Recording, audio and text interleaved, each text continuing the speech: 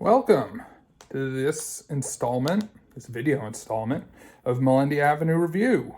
And as you can see, we're horizontal today. I'm told that's generally preferable. And also we're gonna have some text on the screen. Yes, with the help of a dear friend, I am making my foray into the world of video editing. I've also got a drink with me, and I recommend you get one too. Maybe get a snack, settle in, get comfortable, because I've got stuff to say. This might be a long one. Today we are going to do a fisking. For those of you who are unfamiliar with this term, this is when you go through an article, part by part, paragraph by paragraph, sometimes sentence by sentence, and talk about what is wrong with it. The term has its origins in the period leading up to the Iraq War in the early 2000s. In fact, it's a pretty ghastly and unfair term. It's named after Robert Fisk, who was a journalist who died recently, and he was known for, among other things, opposing the invasion of Iraq. There was a very active and deeply toxic ecosystem of pro-war bloggers and journalists at the time.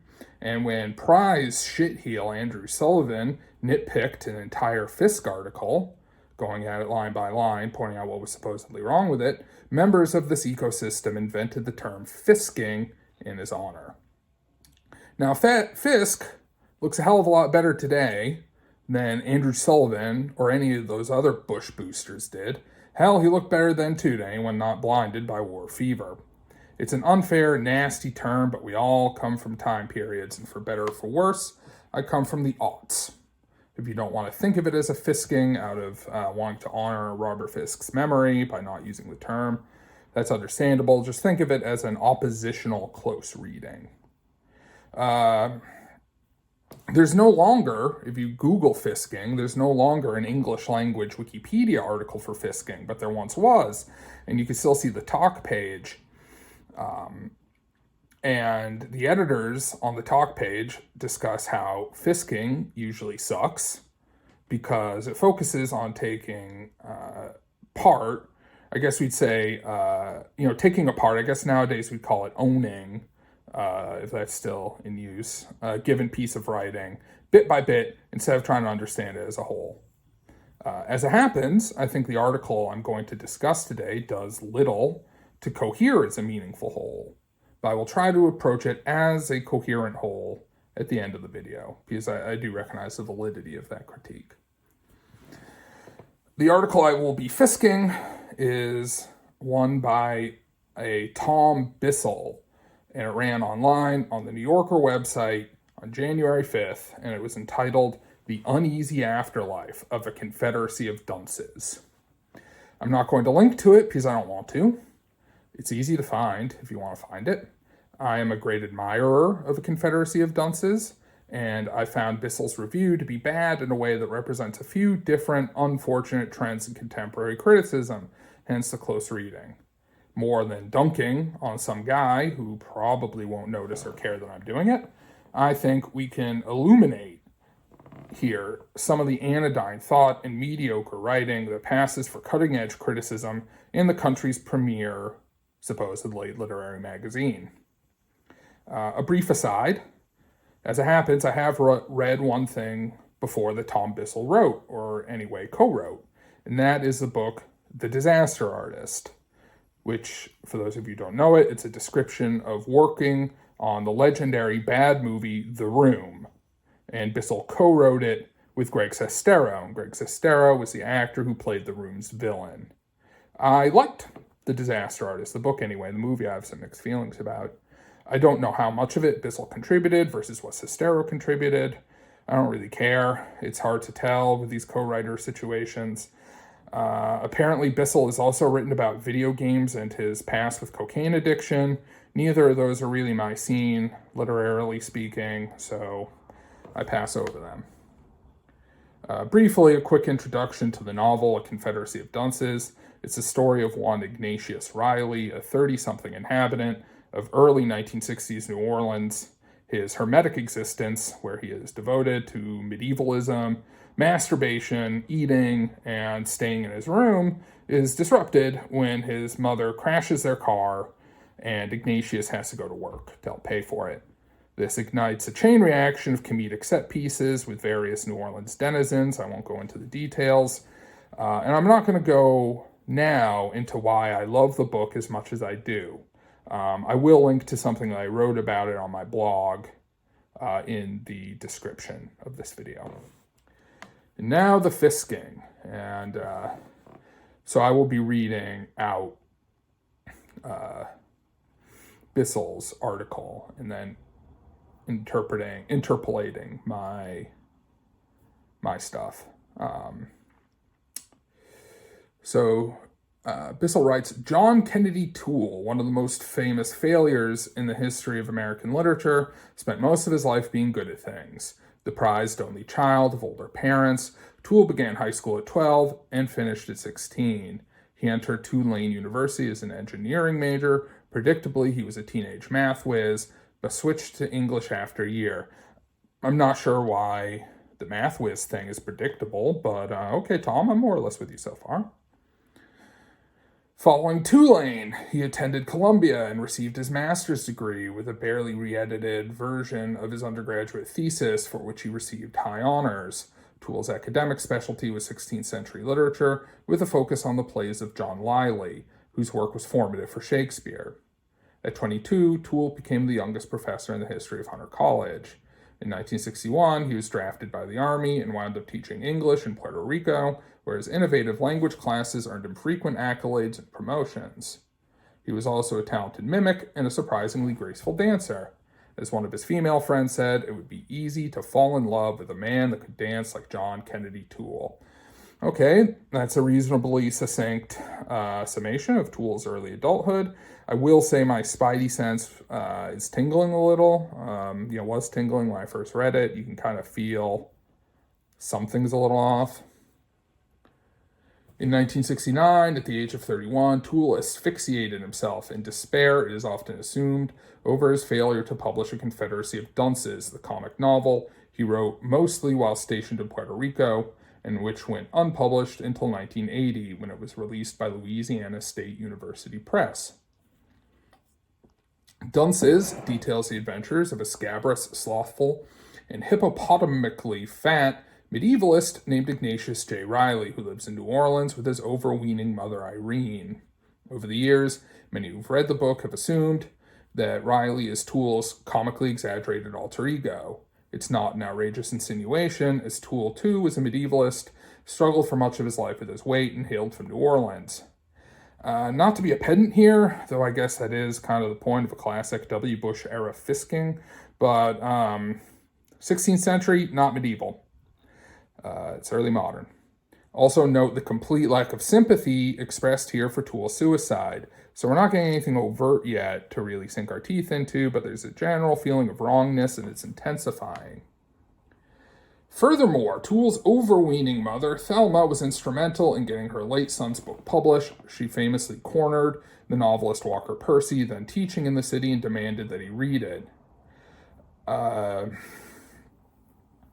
From what I recall of reading Percy's account of his encounter with Thelma Toole in the foreword to my copy of Confederacy of Dunces, he doesn't really describe it as a cornering.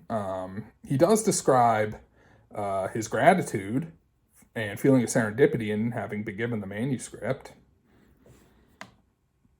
Even with Percy backing the book, it took 3 long years to place it. Is Bissell critiquing the publishers or the book here by pointing that out? He's too coy to say, spoiler alert, it's the latter. I hate coy bullshit, and I'm not going to play with it here. Whenever a talented artist kills himself or herself, we're conditioned to view the act as having a kind of tragic nobility, another oversensitive canary, say, in society's poisoned mine shaft.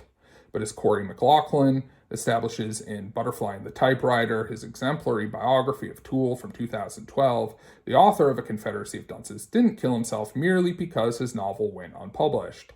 In fact, most everything people have assumed about Toole's life and death is at least a little wrong.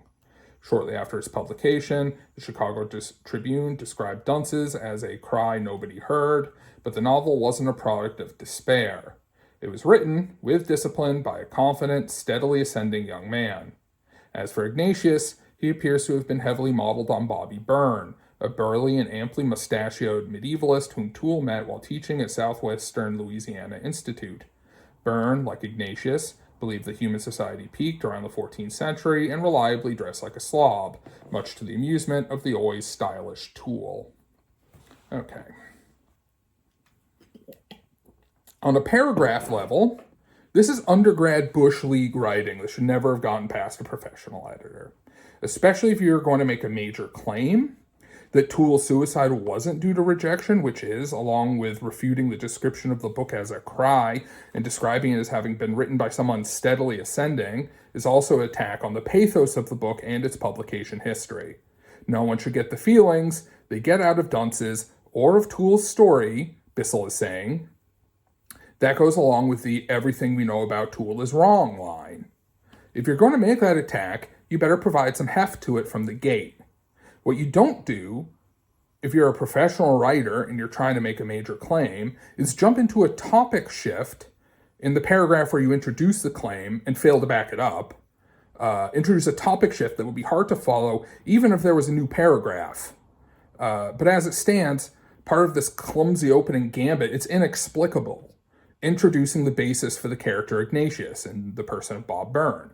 This would be barely forgivable from a blogger, but from a magazine we're supposed to take seriously? The last year of Toole's life began with his re-enrollment at Tulane to finish his PhD.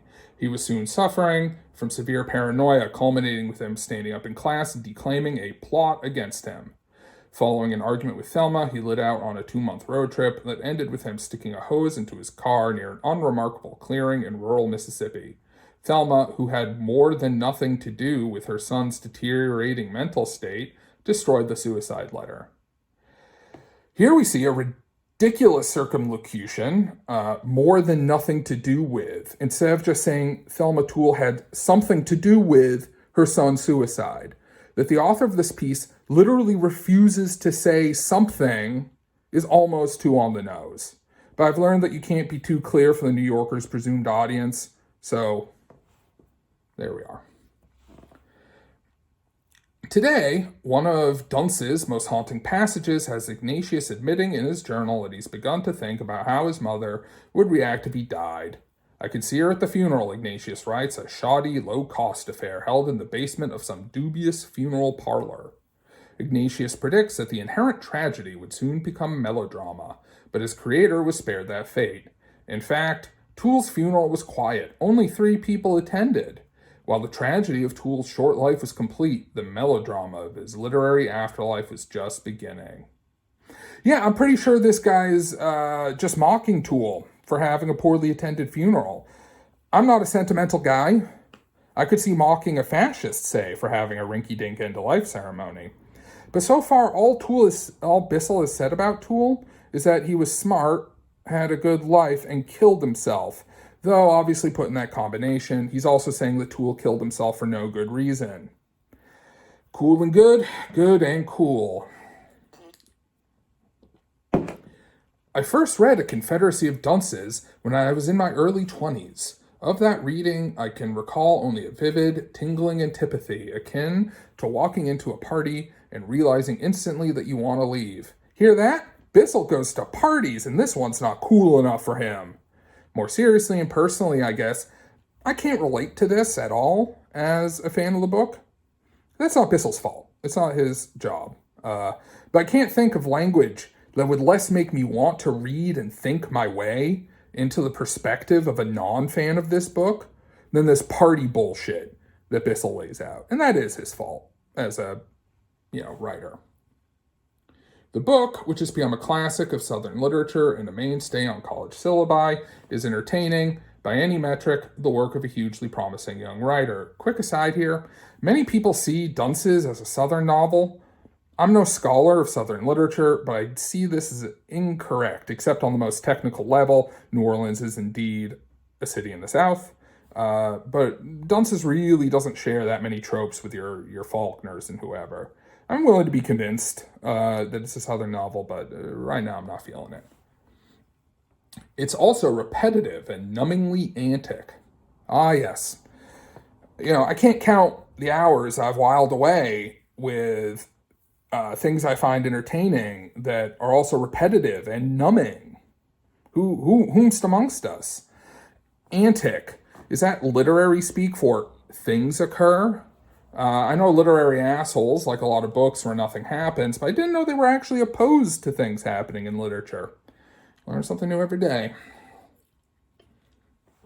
Shorn of its unusual, that's one way to put it, publishing history, and its author's heartbreaking fate, it's hard to imagine it receiving anything resembling the acclaim that occasioned its 1980 publication, much less the Pulitzer Prize that it was awarded by a jury eager to tweak the New York publishing Leviathan. Argument by lack of imagination, that's a favorite of reactionary dullards the world over. Tom Bissell can't imagine it, so it's obviously impossible. And tweaking the New York publishing Leviathan. Since when do literary prize juries do that?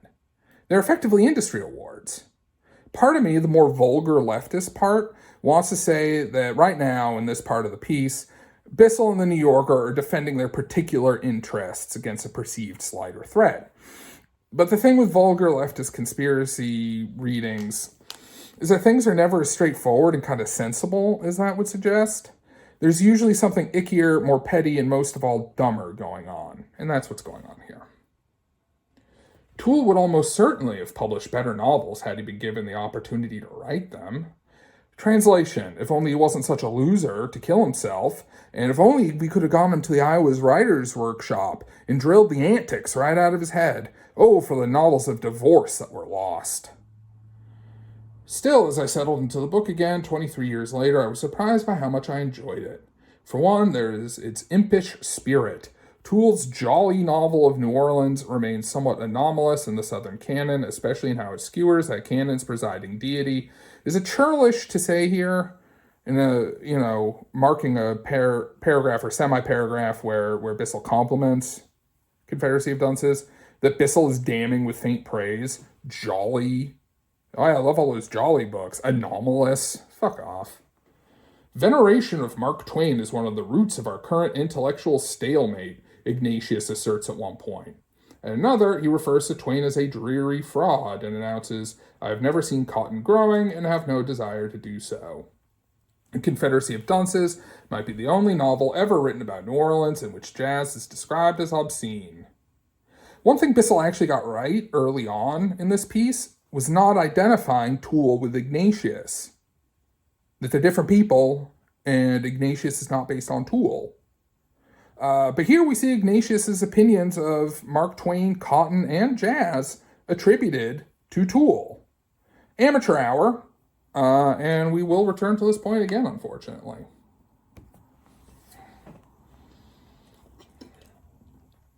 One of the novel's particular virtues is its screwball dialogue, the closest approximation of which might be that of the Coen brothers' great comedic films, The Big Lebowski, Raising Arizona.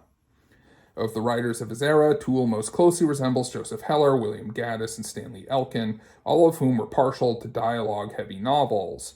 But Toole's characters don't use human speech to exchange useful information. Though they argue constantly, they never do anything so banal as change their minds. They're more akin to musicians, each waiting for a chance to solo. Early in the novel, Ignatius stands outside a department store with his mother while a dim-witted police officer named Mancuso attempts to arrest him. How old is he? The policeman asked Mrs. Riley. I am 30, Ignatius said condescendingly. You got a job? Ignatius has to help me at home, Mrs. Riley said. I got terrible arthritis. I dust a bit, Ignatius told the policeman. In addition, I am at the moment writing a lengthy indictment against our century. When my brain begins to reel from my literary labors, I make an occasional cheese dip. Ignatius makes delicious cheese dips, Mrs. Riley said. This confrontation sets the novel in motion, for shortly after Ignatius and Irene make their escape, Irene smashes her car into a building, causes $1,000 in damages, and forces Ignatius to go to work to help pay off her debts. More praise. I'll allow the Coen brothers comparison. The Coens are one of the few directors I'd let anywhere near a Dunces adaptation. I wrote actually a little bit comparing Dunces to Joseph Heller's Catch-22, and I'll link that in the description as well. But more than anything, that little snatch of Tool, that exchange we got, notice what a breath of fresh air that is in the vague, purposeless smog of Bissell's prose? Among other things, there's some pretty clear conveying of information here, contra to what Bissell had to say. Ignatius is 30, he makes cheese dip, his mother has arthritis, etc., etc. Moreover, every line of dialogue in the book conveys information about character. If you want a book where lines convey information meant to change your mind, try reading a political pamphlet. Walker Percy, in a foreword to the book, refers to Ignatius's succession of jobs, but Ignatius works only 2 jobs to help Irene. That's actually a fair point. Point Bissell. The first places him in the front office of Levy Pants, a fading clothing factory. It's an ambivalent way to say that. It makes it sound like it makes clothing that's faded, not that it's going out of business. But the second has him selling, or rather refusing to sell, hot dogs. Ignatius frames both endeavors as his fevered attempt to wrest a living from an unthinking and uncaring society. His true goal, however, is to impress his passionless flame, Myrna Minkoff, a self-styled New York City revolutionary who briefly lived in New Orleans and exchanges letters with Ignatius throughout the book. By out-epating the bourgeoisie, Ignatius hopes to save the world through degeneracy, thereby wooing Myrna. This last point is basically as objectively wrong as you can really get in the subjective world of literary criticism. Ignatius could give a fuck about saving the world. He doesn't want to woo Myrna in any conventional sense. He doesn't have, particularly conventional romantic thoughts. Comparison I did think of was a little bit, the dynamic was a little bit like Hannibal Lecter and Clarice in Silence of the Lambs, except that Ignatius sort of sees Myrna as more of a rival than Lecter ever did Clarice. And, Thomas Harris isn't generally very funny or have a particularly realistic take on relationships. But anyway, he starts at Levy Pants, where he agitates the black factory workers into joining a so-called crusade for Moorish dignity before trying and failing to turn it into a riot. Explaining the failure, Ignatius tells his mother, "My excellence confused them." Later, he plots to turn all the armies of the world gay, so that when opposing warriors meet on the battlefield, they will decide only to have balls and dances and learn some foreign dance steps. He is no less dyspeptic or offensive outside of the workplace. After watching what appears to be American Bandstand on television, Ignatius has this reaction: "The children on that program should all be gassed." He pines for the emergence of a good authoritarian pope. Anyone who disagrees with him, meanwhile, is swiftly decried as a mongoloid. Here we are. Dunces is offensive. Only took Bissell 9 paragraphs to get to. Spoiler alert, the closest thing to a substantive point he has to make. Look, anti-woke bullshit is at least as tiresome as the worst woke bullshit you can find. Neither the anti-woke nor the woke are particularly adequate ways to approach literature, in my opinion. I haven't bothered critiquing woke stuff in a while because it seems pointless and in some cases destructive. Anyone who does actual political organizing, say, knows that anti-woke rhetoric often leads to shit that impedes organizing, like refusing to recognize people's pronouns, doing nothing to foster the leadership of marginalized people, etc., etc. But as you'll see, I don't think Bissell even really means the woke points he's going to try to make.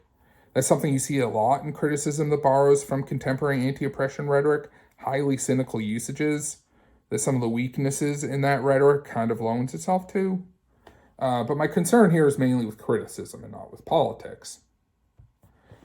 These antics, so jarring to modern sensibilities, can nevertheless be hilarious. The Levy Pants sequence especially is a comedic tour de force. But Ignatius simply is not compelling enough to make lovable the repulsive qualities that his creator takes immense pains to describe, such as the smell of his body, old tea bags were told, his filthy bed sheets, or his volcanic flatulence. My modern sensibilities, they've been jarred. compelling enough to make lovable the repulsive qualities. I'm pretty sure he meant to say make lovable in spite of the repulsive qualities. But, I'm not getting paid to edit his prose. Also, who gets mad at a fictional character for smelling bad? He's not in the room. You can't smell him. I guess I could see a highly empathic reader with a keen sense of smell, maybe. But Bissell hasn't got enough empathy to avoid owning a suicide for his small funeral. And as a recovering coke addict, something tells me his sense of smell isn't so hot either. By the time I hit page 241, which finds Ignatius feeling worse and worse and describes how great belches tipped out of the gas pockets of his stomach and tore through his digestive tract, I suddenly recalled why I found the novel so repellent the first time I read it. It's not that I don't like or can't relate to Ignatius. No serious reader should care about such things. You just got done writing that Toole failed to make Ignatius lovable. Which one is it? Ignatius should be lovable to your modern sensibility, or no serious reader should care. It can't be both. Again, this is Bush League. It's more that, at every turn, Ignatius is exactly the character you expect him to be. Late in the novel, one character asks him, "Don't you ever shut up?" He doesn't. That's a problem. Surprising amount to unpack here for such an information-light set of sentences. There's the second shot in the inept 1-2 combo that Bissell is trying to land in this article. The first is the wokeness thing. The second is classic lit asshole sneering.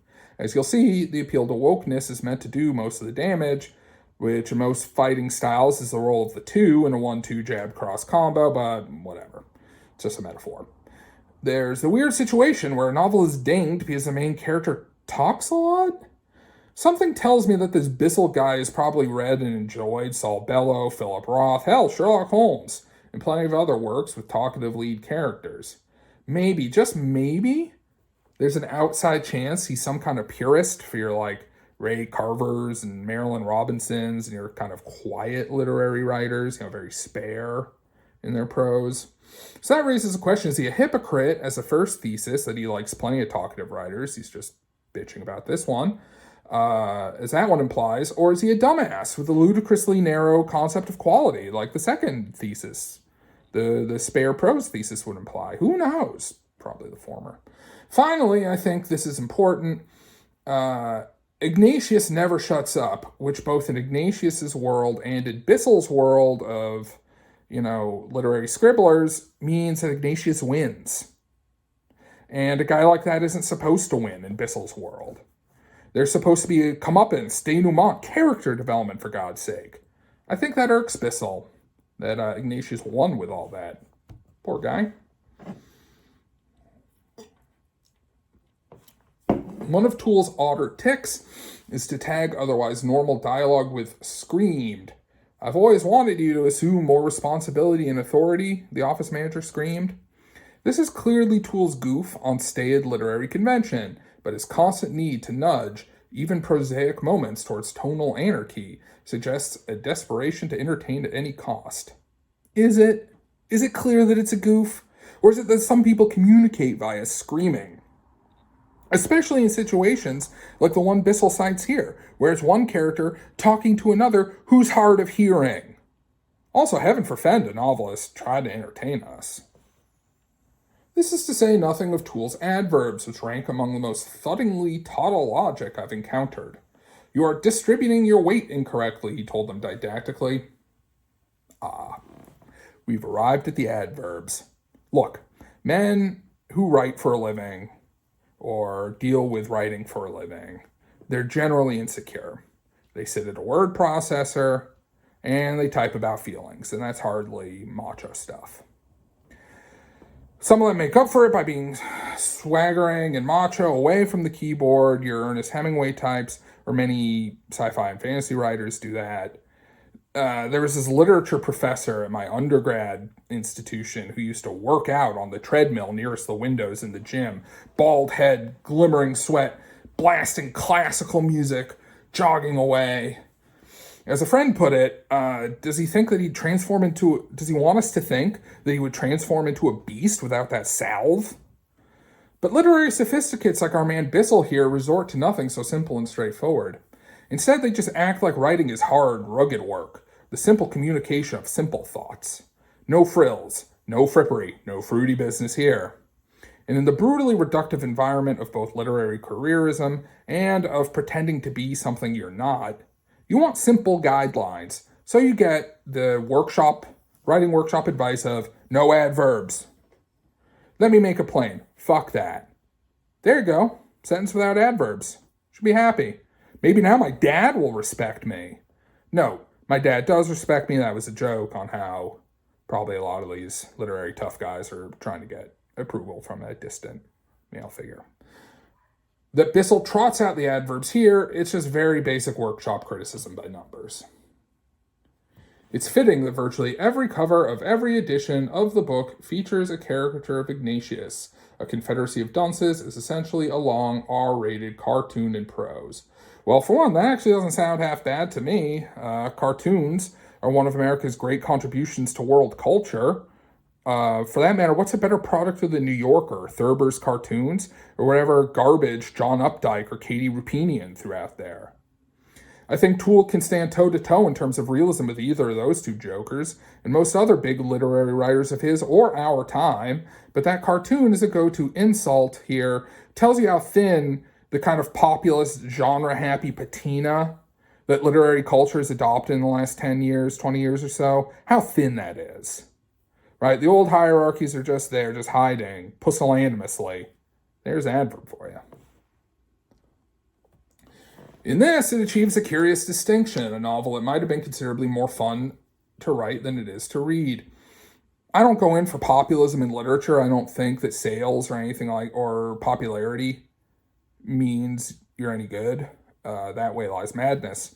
But I'll still say that millions of readers, and key here, many of them are kids. I was 17 when I first read this. I could tell you, I didn't read things that I didn't enjoy, that I didn't have fun with. And I think that's true of most kids, regardless of what they're assigned in high school or college. And I think that proves this assertion wrong. Famously, Toole had a long correspondence with the editor Robert Gottlieb, then at Simon & Schuster, concerning a Confederacy of Dunces.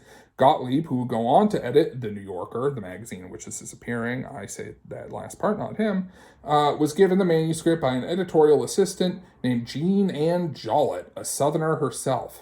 Damn Southerners, you can't trust them. For years, Thelma portrayed Gottlieb as a villain whose rejection of Dunces all but condemned her son to death. In an interview, she monstrously referred to him as a Jewish creature and not a human being. What she didn't know, as McLaughlin points out, was the degree to which Toole had confided in Gottlieb and others about his deteriorating home life. Writing to a friend, Toole complained that his mother spends all her time telling me how stupid I am. Well, there's an adverb Bissell's fine with. Referring to a grieving mother as something other than human. Not sure if that's tautological, but it does thud. Might she have seen Bissell as less than human and used, condemnable, bad, shitty anti-Semitism to do so? I'm not defending that. Precisely because she knew how much her son invested in the correspondence with Gottlieb. Who cares? Barely anyone even showed up at the funeral she threw for her dead son. Gottlieb recognized Toole's talent, but couldn't get around the fact that the novel seemed too content with its discursive narrative logic. Novels don't have feelings, Gottlieb and or Bissell, and can't be content with anything. Bissell is putting it that way due to some combination of incompetence and because it distances Gottlieb from culpability. The sentence should read, Toole seemed too content with its discursive narrative logic. I wonder if Gottlieb would have made that mistake. The old-timey New Yorker types typically were a good deal smarter than the Bissells of this world, having had the basics beaten into their heads by sadistic boarding school teachers or hyper-competitive urban immigrant crab bucket situations where a million strivers were just behind them, like the New York City public schools at the time. But those guys were no strangers to obfuscatory language and covering their ass either. There must be a point to everything you have in the book, Gottlieb told Toole, a real point. Not just amusingness, forced to figure itself out. Toole duly revised, cutting several sequences and characters, but Gottlieb remained unsatisfied. What pained Toole was that many of the segments that Gottlieb suggested cutting were arguably the best parts of the book, including much of the material surrounding Ignatius's tenure at Levy Pants. Surely, he must have thought, not everything in a novel has to make a point. When has ruthless efficiency ever been the calling card of fiction? Looky here. Bissell made a good point. A point a child could make, but hey, we'll take it. Also kind of cuts across the grain of the Gottlieb had nothing to do with Toole's suicide thing. You know, what with Toole repeatedly mutilating his own work and getting strung along the whole time? Consistency, not the strong suit here. But Gottlieb's problems with Dunces ran deeper. In the novel, Myrna tells Ignatius that he must commit himself to the crucial problems of the times. If Ignatius indulges this idea, Toole does not. Dunces is a rebuke of the socially committed novel. In many ways, it's a warning about the lunacy of committing yourself to the crucial problems of the times. Toole was temperamentally ambivalent about politics, as one of his friends told McLaughlin. In New Orleans, he was a liberal, but not in the North. He was Southern to the core. And here we are, back to the woke. After that long excursion, expecting the reader of think pieces, and that's what this is, doesn't really deserve to be called a critical essay on anything other than strictly technical grounds. That long excursion expecting, your think piece reader to care about old editors, we're back to Toole the racist. Good. This is painfully evident when Toole writes about black people, obliviously allowing his hero to express a desire to be a Negro, living in a state of ambitionless peace. Exhibit A that Bissell is lying when he says he doesn't expect to like literary characters. Why else would he expect Ignatius not to have offensive ideas? Allowing his hero, as he puts it, emphasis on hero, namely a child's idea of a hero. In the mid-1960s, when Toole completed his manuscript, Anguish Centrism and Racial Obtuseness would hardly have disqualified it. No, there is no centrism, anguish or otherwise, in Dunces. The characters are all either reactionary, like Toole, notionally committed liberals or radicals, like Myrna. I caught myself there. Characters are either reactionary, like Ignatius, notionally committed liberals or radicals, like Myrna Minkoff, or else entirely apolitical, like most of the characters and most people. Toole may have been a centrist, but as Gottlieb at least had the brains to notice, Dunces was not a political book. But a few years later, when Toole was trying to publish the book, America was well into his latest flirtation with civil war. It was a sort of time that makes a centrist realize he's not a centrist as so much as he is surrounded. That doesn't scan with the history of the time at all. Most of the establishment, political, literary, or otherwise, in the 60s, late 60s, was strongly centrist and was desperately trying to figure out how to stay that way. So, don't know what he's talking about. Toole was also encircled by other novelists who had rushed into the political fray. Encirclement, fray, whoosh, wham, willikers. It's actually some of the better language in this article. I guess I shouldn't. In 1968 and 1969, the best-selling literary novels in America were John Updike's Couples, Philip Roth's Portnoy's Complaint, and William Styron's The Confessions of Nat Turner. Pushy, culturally raucous books that not only tapped into the zeitgeist, but helped create it. Are you shitting me right now? Here's the woke writers that Toole should have been more like. You have William Styron, a.k.a. the white guy who decided to write a whole-ass novel from the perspective of slave rebel Nat Turner. You have Philip Roth, the great artist of jerking off into your sister's bra, and later of how notionally white professors are always getting bullied by their black students. And then there's John Updike, who in Rabbit Run had his white everyman character get forced into reading Frederick Douglass aloud by a black dude who was cuckolding him. Culturally raucous, that's one clanging, borderline, nonsensical way to describe it. This might account for Gottlieb's complaint that Dunces wasn't about anything. The sheer shittiness of this piece is forcing me back into TA mode. So, some of the paragraphs get the paragraphs need a coherent point thing when you circle it and write that in the margin. This sentence gets a big fat citation needed. On the bright side, this is the closest I've seen this piece get to an agenda worth understanding, protecting Gottlieb, former New Yorker editor and dude who is still alive, unlike John Kennedy Toole. In one sense, the critique is well-founded. Toole's characters seem bizarrely determined, even proud, to learn nothing from their choices, other people, or the world around them. At the end of the book, when Ignatius's plans have come to ruin and his mother arranges for his involuntary commitment to a psychiatric facility, Myrna miraculously pops up to whisk Ignatius to New York. Just wait till you hear all that originality pouring out of your head, she tells Ignatius. To think that I fought your wisdom for years, he responds. Okay, neither character, Myrna nor Ignatius, means what they say there. Myrna wants to offend people with Ignatius, show up the other faux radicals in New York. Ignatius is keeping Myrna sweet because she's his exit strategy. It's also not a miracle when a character says they're going to do something that they have done before, like Myrna driving to New Orleans, and then does it, as Myrna does here. This wasn't some commentary on the good things Ignatius deserved. High schoolers routinely read this book and understand that much. Whether Toole intends this to be a happy ending is an interestingly open question, but if you're the type of reader who needs fictional characters to grasp the importance of self-improvement or the importance of anything really, such opacity is frustrating. There's a tell. Two tells, actually. First, as if we didn't know before, Bissell is lying when he says a serious reader should be able to enjoy fiction with unlikable characters. What he means is that they should like fiction with characters that they're afraid to admit that they like. Characters who do all the naughty sex, violence, drug abuse, self-regard, that they can't admit that they want for themselves. You see this in everything from Jonathan Franzen to The Sopranos. In the second tell, Bissell is making his pitch to his readership clear. Look, you like anodyne literature of self-improvement with a nice, soppy moral slapped on top, and you won't get that here. 2 out of 5 stars, would not recommend. That's literary criticism in places like The New Yorker these days. Overwritten Yelp reviews. Toole either didn't care or couldn't achieve a traditionally satisfying narrative. Satisfying narrative, here defined as someone learns their lesson.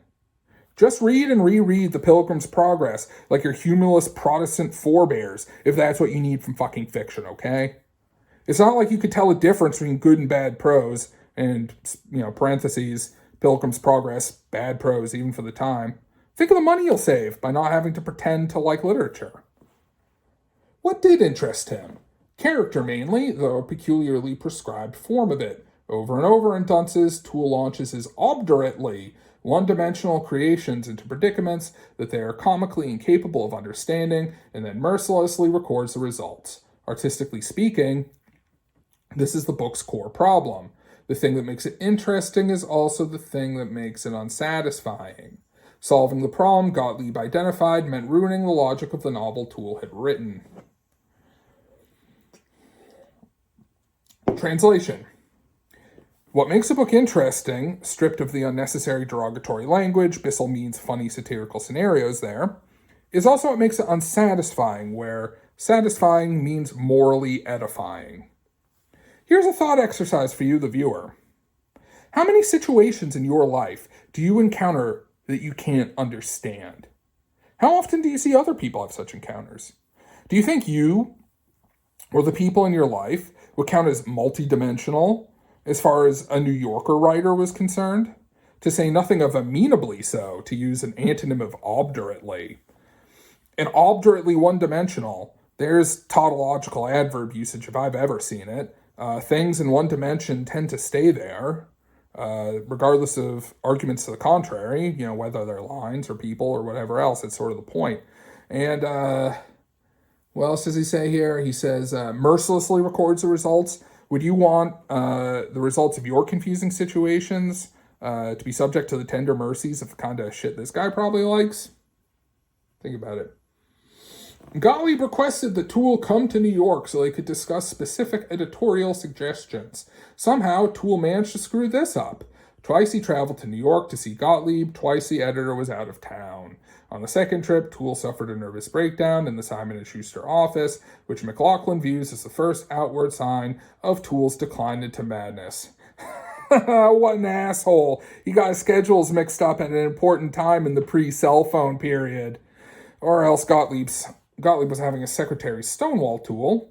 And then he had a nervous breakdown. What a screw-up. And yet Gottlieb continued to correspond with him. I have to come through this, though, or I'll never do anything, Toole wrote to Gottlieb. Please write me short or long at any time, Gottlieb responded. Cheer up. Work. After their last exchange, Toole put Dunces in a box and began his final spiral towards infinity. Spiral towards infinity. I'm trying to restrict my hostility here to the writing of this piece, but honestly, get fucked. He's dead. All right? Consciousness left his body. Vital functions stopped. He was put in the ground, and he rotted there, and he's dead and he's gone. If there's anything of Toole that tends towards the infinite, it's his stories, which you, Tom Bissell, are trying to reduce to shit. Good thing readers know better. Spiral towards infinity, fucking prick. According to McLaughlin, Toole was influenced by Cervantes, Dickens, and Evelyn Waugh. From Cervantes, he likely inherited his love of episodic, picaresque narrative. From Dickens, his fondness for grotesque yet effective characterization. From Waugh, his taste for mock heroic snobbery. With the breakdown of the medieval system, Ignatius writes, in one of his treatises, the gods of chaos, lunacy, and bad taste gained ascendancy. That Toole might have been only half kidding when giving voice to such pronouncements was suggested 40 years ago by the critic Jonathan Rosenbaum. Another bad paragraph start here. We start with Toole's influences and end up with him not being woke. I guess Evelyn Waugh was meant to be the conceptual bridge here, but still sucks. It's just bad writing. It doesn't suck as bad, though, as deciding that Toole is Ignatius, complete with medievalist reactionary beliefs after all.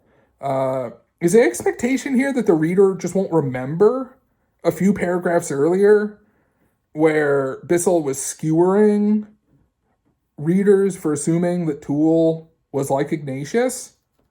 I mean, that assumption is probably accurate, dispiritingly enough. It's also fun that Bissell hasn't got the balls to make this assertion himself, so he offloads it to some other critic. Cool. A fair amount of the author's ridicule and venom is reserved for female liberals and liberationists, Rosenbaum noted. While the book's ostensible right-wingers, such as Mancuso, the moronic police officer in desperate search of someone to arrest, are usually depicted as lovably harmless and ineffectual creatures. I don't know who this Rosenbaum guy is, but a few things. I wouldn't call any of these characters female liberationists. None of them seem really concerned with women's liberation, right? Myrna is kind of an all-around leftist, would probably break Rosenbaum's nose for calling her a liberal. There's Mrs. Levy, who, is a female liberal, but isn't really a liberationist, a women's liber. Both of them care more about race and gender, I would say. Mancuso also isn't meaningfully right-wing. Also, I don't see him as moronic. Just really kind of unlucky. Mancuso is kind of trying to be like a good, efficient, neighborhood resource type of cop, modern police officer. And he's hounded by Claude, who actually is a real right-winger, and he isn't seen as harmless at all. Do these people even read these books? Rosenbaum, who admired the novel, nevertheless, judged it to be reactionary. Well, there's reactionary and there's reactionary. Ignatius doesn't want to go back to the 1950s or even the 1850s. He wants to go back to the 1350s. Better watch out, New Yorker readers. Ignatius, and by extension Toole, even though we just got through distinguishing the two at the top of the article, they're not just after your right to choose. They're going to make you do a feudalism. Dig turnips.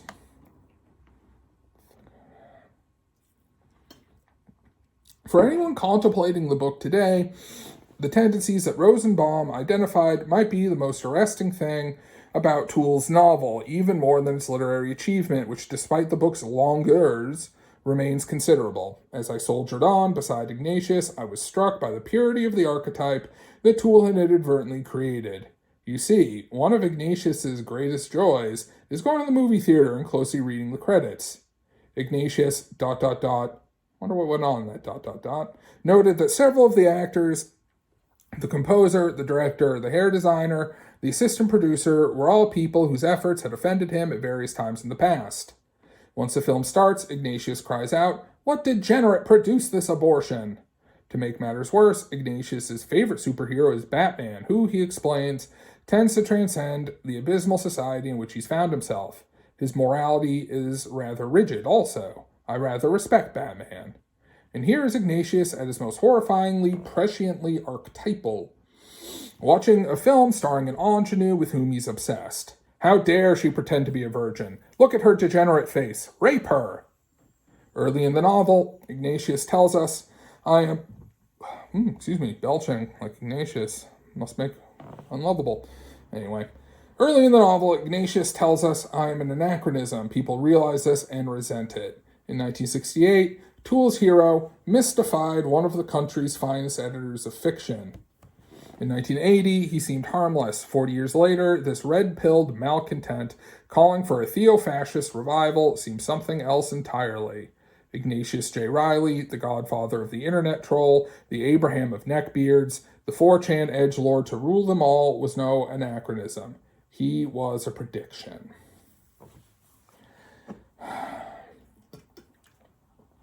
Here we are, the thrilling conclusion.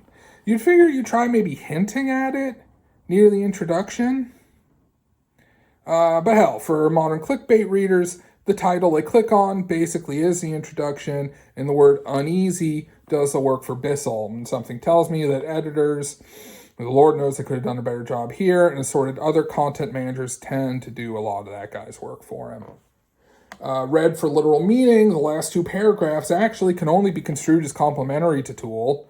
He predicted a modern phenomenon, the reactionary troll, unknown for 30 years after his untimely demise, and did so in arresting, pure fashion. Other writers garner praise for that kind of thing. But not here. It's not a compliment, and from Bissell, it's clearly not supposed to be. For one, we had already established, after denying earlier in the same work, that Toole and Ignatius share opinions based on nothing at all. More than that, it seems that you're not supposed to know about characters like Ignatius or the neckbeards on 4chan. Certainly, they don't belong in literature, at least not without a hearty comeuppance. And you definitely shouldn't find them funny. That Toole would make someone like Ignatius, and for the cheap seats, Toole savages no one else more than Ignatius in this novel. To make him the subject of literature and beloved literature that makes people laugh against the wishes of a New Yorker capo regime like Gottlieb, well, that's just intolerable to these people. You have your studied ignorance posing as virtue. You have what amounts to buying advice to the reading public, disguised as criticism.